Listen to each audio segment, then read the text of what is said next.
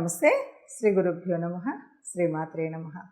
ఆదిత్యాయ చ సోమాయ మంగళాయ బుధాయ గురు శుక్ర శనిభ్యే రాహువే కేతవే నమః. శ్రీమాత శ్రీ మహారాజ్ఞి శ్రీమత్ సింహాసనేశ్వరి చిదగ్నికుండ సంభూత దేవకార్య సముచిత. అందరికీ శుభోదయం. ప్రతి మాసంలోనూ మాస ఫలాలు పక్ష ఫలాలు తెలుపుకుంటూ ఉన్నాం కదా. అదేవిధంగా అప్పుడప్పుడు గ్రహాలు మారుతూ ఉన్నప్పుడు ఈ గ్రహ సంచారాన్ని బట్టి ద్వాదశ రాశుల మీద ఎలాంటి ప్రభావం ఉంటుంది అన్నది కూడా చెప్పుకుంటూ ఉంటాం. అందులో భాగంగా మరి మే 1 నుండి గురుగ్రహం మారబోతుంది. గురుగ్రహం అంటే మనకు తెలుసు చాలా పెద్ద గ్రహం.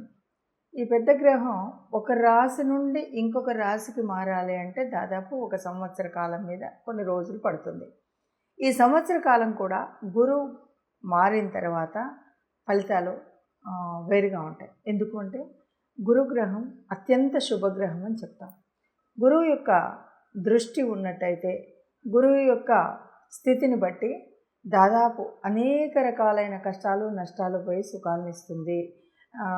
చాలా వరకు మనకు ఎంతటి మిగతా గ్రహాల దోషాలు ఎన్నున్నప్పటికీ గురుగ్రహం కనుక సరైన స్థానంలో ఉంటే ఆ చెడంతా పోతుంది అన్నదే మనకు శాస్త్ర ప్రామాణికం. దీని ప్రకారంగా చూస్తే మనకి మరి గురువు మారుతూ ఉన్నప్పుడు మారినందువల్ల ఏ ఏ గ్రహాలకు ఎలాంటి ఫలితాలు ఉంటాయి అన్నది తెలుసుకోవాలి. అంటే దీనికంటే ముఖ్యంగా మనకి ఇంకొక మాట కూడా చెప్తుంటాం. గురుగ్రహం ఎప్పుడెప్పుడు మారుతుందో ఆ మారినప్పుడు తప్పనిసరిగా ఒక నదికి 12 నదులకు 12 సార్లు మనకు పుష్కరాలు వస్తాయి. 12 సంవత్సరాలకు ఒక పుష్కరం వస్తుంది కదా. ఈ గురువు గ్రహం మారినప్పుడు పుష్కరాలు వస్తూ ఉంటాయి అన్నమాట. అలా ప్రతి సంవత్సరం ఒక్కొక్క నదికి పుష్కరాలు వస్తుంటాయి. ఇది గురుగ్రహం యొక్క ప్రత్యేకత.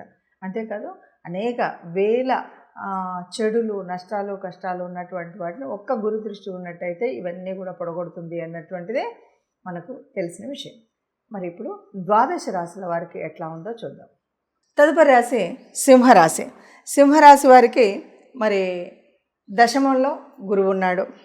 ఇక దృష్టి ఎలా ఉంది అంటే 2వ ఇంటిపైన 4వ ఇంటిపైన 6వ ఇంటిపైన గురు దృష్టి ఉంది. దశమంలో గురువు అంటే ఇది ఉద్యోగ స్థానం, దశమ స్థానం.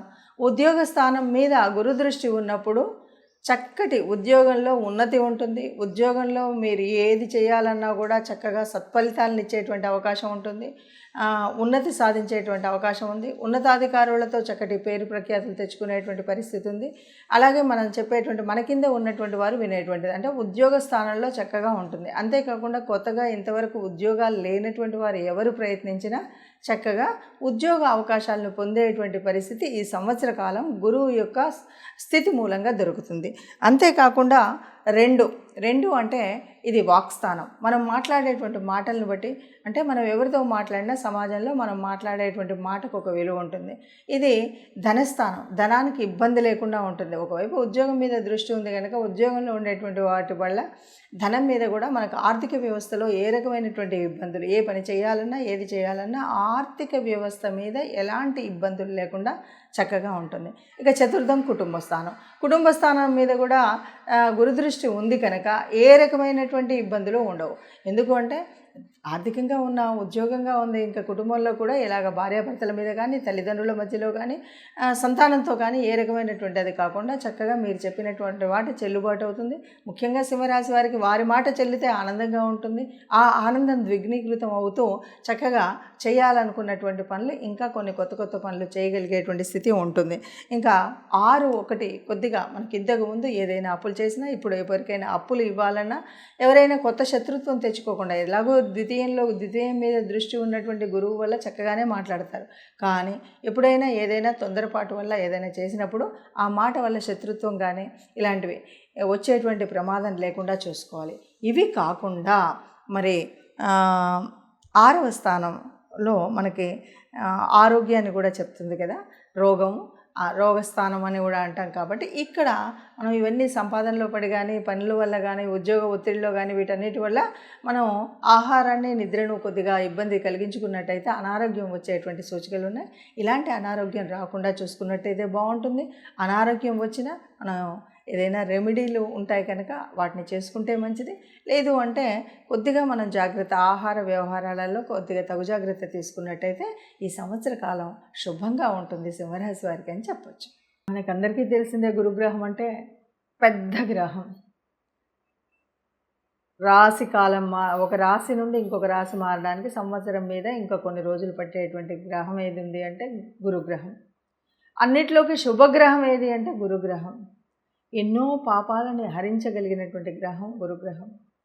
అయితే ఈ గురుగ్రహం నుండి ఎప్పుడైనా ఏదైనా మనకు అనుకోని ఇంకా వేరే ఏదైనా ఇబ్బందులు ఉన్నప్పుడు మనం ఏం చేయాలి అంటే, గురువు యొక్క అనుగ్రహం పొందడానికి మనం ఏం చేయాలి అంటే, ముఖ్యంగా గురువార వ్రత నియమాన్ని పాటించాలి. గురువారం రోజు మద్య మాంసాలు ఇలాంటివి ఏవైతే ఉన్నాయో వాటిని వదిలివేయాలి. అలాగే గురువారం రోజు వీలైతే కొంచెం పసుపు వర్ణానికి సంబంధించినటువంటి వస్త్రధారణ చేయడం ఇంకొక విషయం.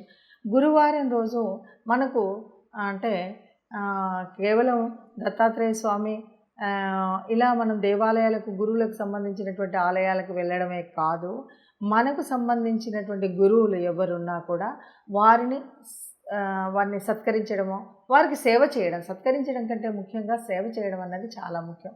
వీటితో పాటు గురు అనుగ్రహం కలగాలన్నా, ఇంకేది కలగాలన్నా కూడా మనకు ఆర్థికంగా కానీ మానసికంగా సంతోషం కలగాలన్నా మనం చేయాల్సినటువంటి ఇంకొక ముఖ్యమైన రెమెడీ ఏంటంటే, తప్పనిసరిగా గోశాలకు వెళ్ళడం, గోవుకి గ్రాసం తినిపించడం. ఇది వీలైతే గురువారం చేయండి, లేదు అంటే మీకు ఇష్టం వచ్చిన రోజు ఏ రోజైనా చేయొచ్చు. ఇలా చేయడమే కాకుండా నవగ్రహాల దగ్గరికి వెళ్ళినప్పుడు గురుగ్రహ స్తోత్రాన్ని చదవడం కూడా మర్చిపోకుండా చేయండి. ఇది సంవత్సర కాలం ఉండేటువంటి మార్పు కాబట్టి ఏదైనా మీకు అనుకున్నటువంటి అనుకూలత లభించకపోతే కనుక ఈ రెమెడీస్ చేసినట్టయితే మీరు శుభంగా ఉంటారని చెప్పచ్చు.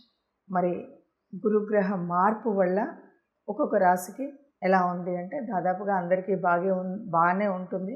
అక్కడక్కడ చిన్న చిన్న పరిణామాల వల్ల కొద్దిగా అటు ఇటు అన్నా దాన్ని ఎలా చేసుకోవాలి, ఏం చేయాలి అన్నది ఒకటి తెలుసుకోవాలి. రెండవది, ఇది మనం చెప్తున్నటువంటి ఈ స్థితి కేవలం గురు గ్రహం ఉండడం వల్ల ఉండేటువంటి ఉపయోగాలు మాత్రమే, ఉండేటువంటి ప్రభావాలు మాత్రమే. అంతే తప్ప మిగతా గ్రహాలన్నింటినీ తీసేసి ఇదే మొత్తం ఫలితం అని చెప్పట్లేదు. మిగతాది జాతక ఫలంలో మనకు గోచార రీత్యా కానీ మామూలుగా ఉండేటువంటి ఫలితంతో పాటు ప్రత్యేకించి గురువు మారి ఉండడం వల్ల జరిగేటువంటి పరిణామాలు ఏంటి, పరిస్థితులు ఏంటి అన్న విషయం మాత్రమే చెప్తున్నాం. అది దృష్టిలో పెట్టుకోవాలి. ఇక ఎవరికైనా ఏదైనా అంటే కొంచెం చెడు ఉన్నప్పుడు కూడా అది చెడు అని అనుకోకండి. ఎందుకంటే కొన్నిసార్లు గురువు వల్ల వచ్చేటువంటి చాలా మంచి యోగాలు కూడా ఉన్నప్పుడు, లేదు జన్మజాతకంలో చాలా మంచి యోగాలు జరుగుతూ ఉన్నప్పుడు ఇది కూడా, ఈ చెడు కూడా కనిపించకపోవచ్చు. ఇది ఒకటి దృష్టిలో పెట్టుకోండి.